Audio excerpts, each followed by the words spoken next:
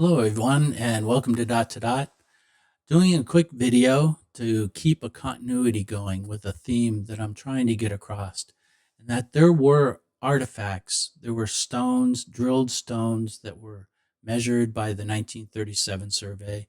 But there was also another set of stones that were discovered by Fred Nolan. I don't know when he discovered them, but he did a survey also. And the connection, I want to show you guys the connection between the 1937 survey, the stones, the drilled stones, the stone triangle there, and the stone, what I call the stone triangle that Fred Nolan discovered. So I'm going to go to Google Earth. And if you remember, if you didn't watch my last video, you might want to watch that first. And I discussed these. But this is the 1937 survey done by George Bates, not George Cook, George Bates. and and these are one of the reasons I use this survey. There's another one out by Johnson that is it's okay. It's very similar. But the one thing I like about the George Bates survey is he has all the lengths recorded between these rock stations. They're called RS.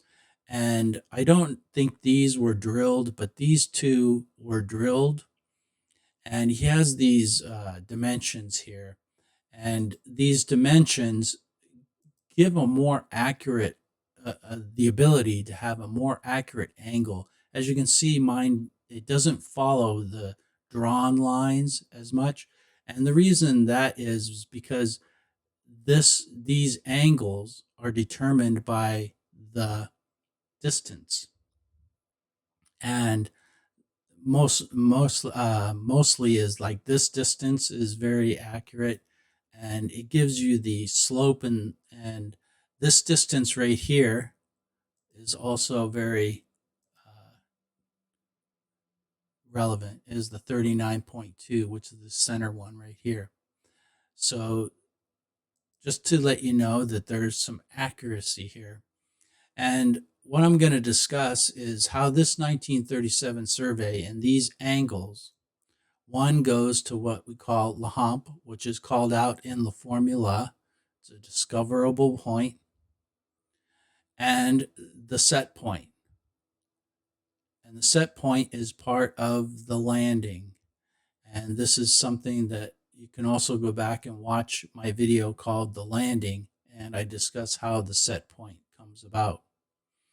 But these vectors that come from the 1937 survey go out and basically reference these 2 points, La Hump, which we know is local and is part of finding out where the oak entrance is, but also the set point, which was basically one of the most important parts of setting up the scale and discovering the 429 extension, because this is something that you basically do on paper, and it is the reason why we have all these blue lines. See, all these blue lines here are the same distance, which is the distance from cone E to the anchor, which is also called out in the Rochefoucauld map, which is 1347 pi, which equates to 1,444 feet, give or take, plus or minus 1 foot, depending on the conversion that you use. But this is right here, what I call the Nolan's triangle. And this is taken from a survey that he did. And it's not as conventional as the 1937 survey, is that we don't have any north-south reference, and we do not have any scale reference. And what I used is his house. And his house, I believe, is what Fred Nolan used as his scale and his orientation, and also his register point. It's all in one. And the reason I think that is because of these lines and how he has it sort of depicted as a scale. So these are one of the reasons that I think this is accurate, and its alignment. And the thing that's also interesting is these stone piles that I have marked here on the map are all pointing to areas which have already been established by the Rochefoucauld map. And that is the Frog Island, which is established by these two.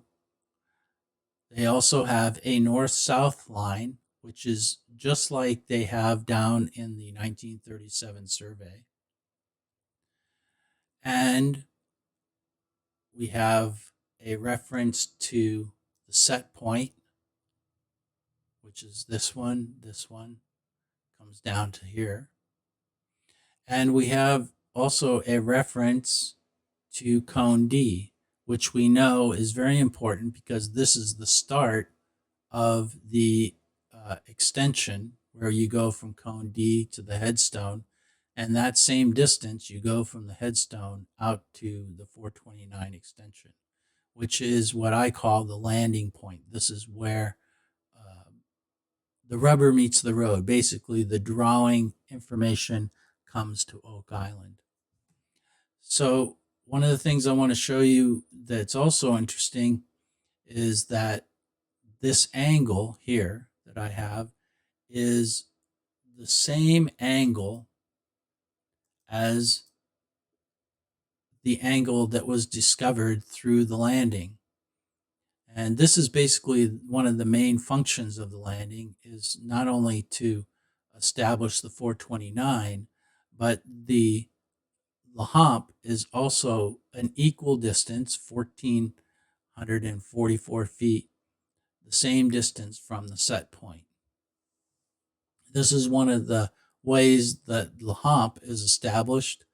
The other way is because it's directly on the east-west line that comes from Round Island. And that east-west line is established basically through the Rochefoucauld map, which is this V here. And that V, let's see, I get the Rochefoucauld map. The little V right here. And remember, it said the way you read it is a little V wanders out of the west. And this is in the landing video.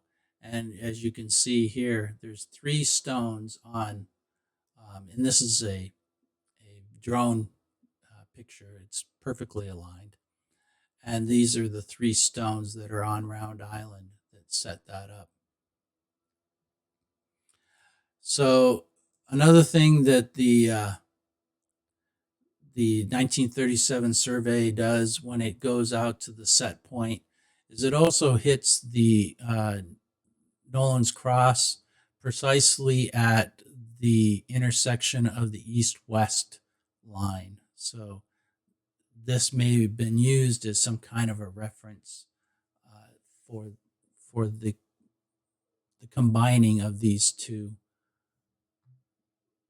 data systems. So let's get off the Rochefoucauld map. So you can see right here that this angle that was set up by the landing corresponds to the same angle that is produced by the combination of these two stone vector structures, Nolan's triangle and the 1937 survey. So what we see is we see a shift here of this is basically approximately 6 degrees.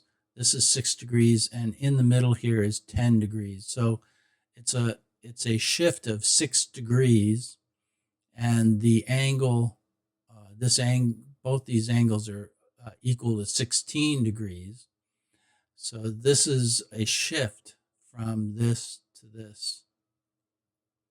Another thing that Nolan's triangle does is it references its cone D, and it attaches cone D in triangulation to the north anchor, which is another interesting aspect of this stone piles that basically correspond to the Rochefoucauld map, which the north anchor is something that is called out, and it's very accurate. I mean, it's not perfectly lining up with it, but the error is totally within my limits. It's I believe it's like less than it's about 3.66 feet. So it's not entirely perfect, and it could be because of the drawing, it could be error that I'm doing, but the rest of them are very accurate. And one of the other things that the big connection to Fred Nolan's triangle is that it goes down, and that is one of the most accurate alignments right here, is this one right here. And it goes down to the 522 entrance, which at one time I thought was the oak entrance, before the Rochefoucauld came into light. And this is very compelling, that both of these stone creations are both pointing to the 522 entrance, as I showed yesterday, is integral in finding the oak entrance, which is in the center here, approximately 20 feet from center to center to the oak entrance. So it's very interesting. The Fred Nolan's